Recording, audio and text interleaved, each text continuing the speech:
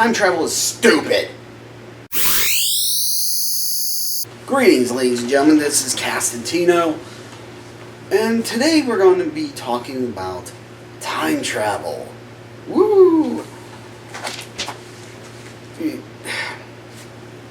I was with recent movies like Endgame using time travel, which they use it in the stupidest way possible. I actually got into an argument of, oh no, it's possible, it's possible. God damn it. It's not. It's not possible. Just, oh, you shrink into a small thing and you can time... No.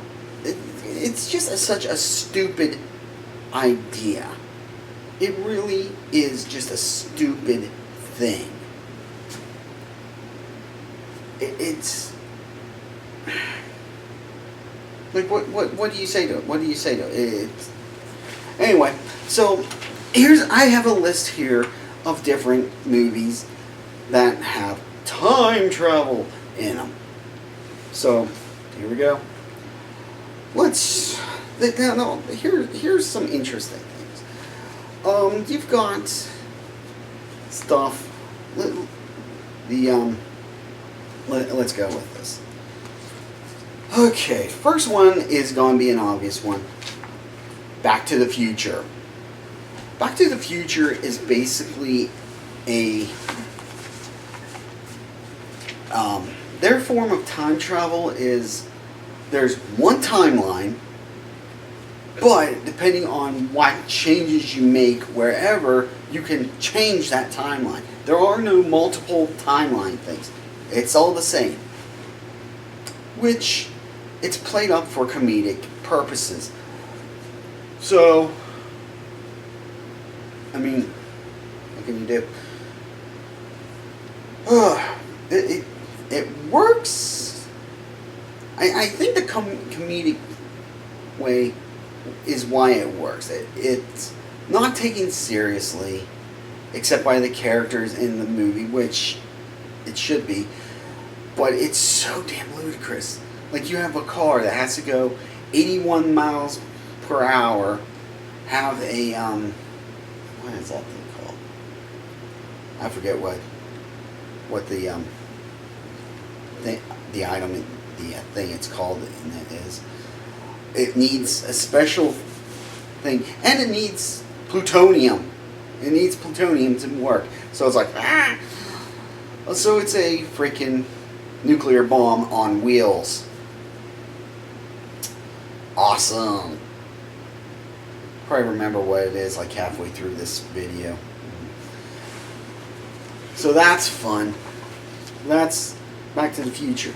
In that movie, in that series, things change based on, like, Marty in the first movie goes back, basically somehow is able to make his dad have a little bit of a spine by the time before he has to leave to go back to his time.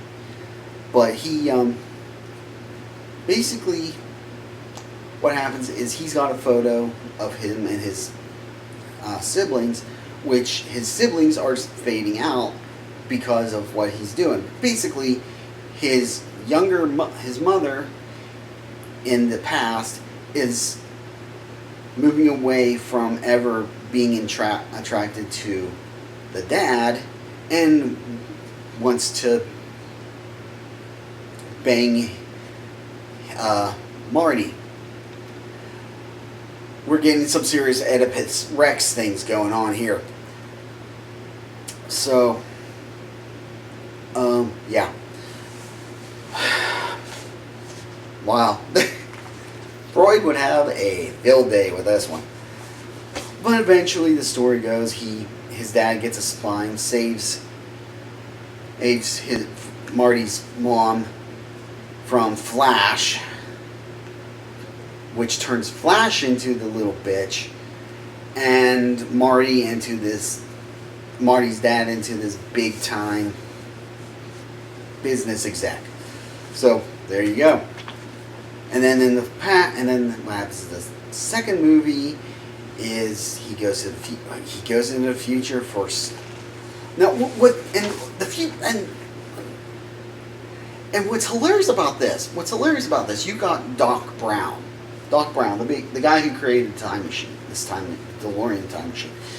He keeps going on about not wanting to change the past, not wanting to change time, not wanting to do all of this stuff. But in the second movie, so in the first movie, that's how he is in the first movie. I don't even think he really cares too much in the first movie. No, in fact, he doesn't even say nothing about the first movie. The second movie, he doesn't care about changes because he comes back from the future to get Marty to go back to the future to save his son from doing something stupid. And it's like, okay, so you're okay with messing. Okay, cool, whatever. But what ends up happening because of that is that Flash finds the DeLorean, takes a book. I forget what the book was called. It was basically a book that showed the history of who won all these games in the up until this year. So he goes back in the past. A sports almanac. Goes back to the past, gives his younger self this book, and then his younger self uses the book to get all in gambling and make himself a multi-billionaire. So they have to go back to the future, go back to the past, get the almanac from Flash, so that none of that happens. And suddenly Doc decides to have a conscience about changing time, thing. Of which he then the third movie happens where they go to the Wild West, and I think the worst that happens in that movie is that and this is so stupid too. He saves a school teacher and gets freaked out because if he hadn't done that, she would have died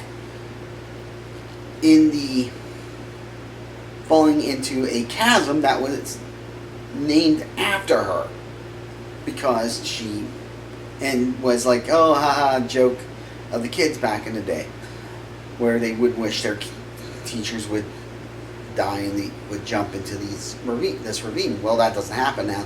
And Doc's like, oh my God, what have I done? I've changed It's like, dude, you changed one minor thing. One minor thing. The name of a freaking canyon. A little less freaking volatile than what happened in the second movie when a guy went and took a sports almanac back to the past so he could get rich that way.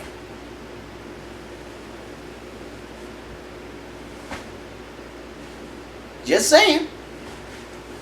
So yeah, that's how we got Back to the Future. Okay.